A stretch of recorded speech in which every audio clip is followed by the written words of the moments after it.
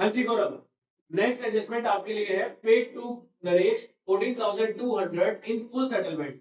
मतलब मैंने नरेश को पेमेंट करी है 14,200 रुपए की इन फुल सेटलमेंट, तो क्या करेंगे? एक रिटर्न हो जाएगा और कैश कम होगा। कैश कम कितने से होगा? 14,200। क्रेडिट कितने से कम होंगे? 14,200। 20,000।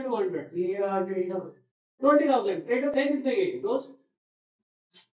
इससे पहले वाली एडजस्टमेंट 15,000। देखा पार्ट को बताए, 15,000 से क्रेडिटर कम हो जाएंगे।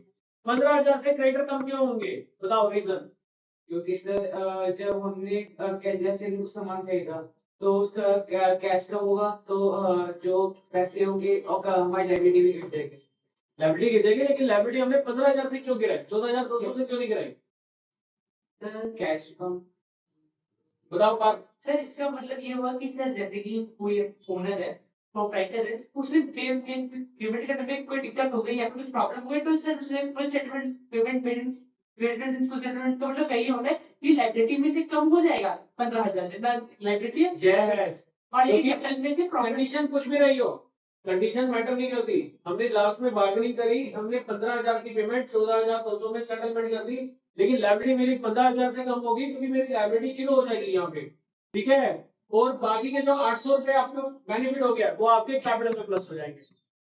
वो क्या होंगे? कैपिटल में प्लस हो जाएंगे। क्लियर हुआ? सर क्लियर हुआ? कुणाल क्लियर है? पक्का?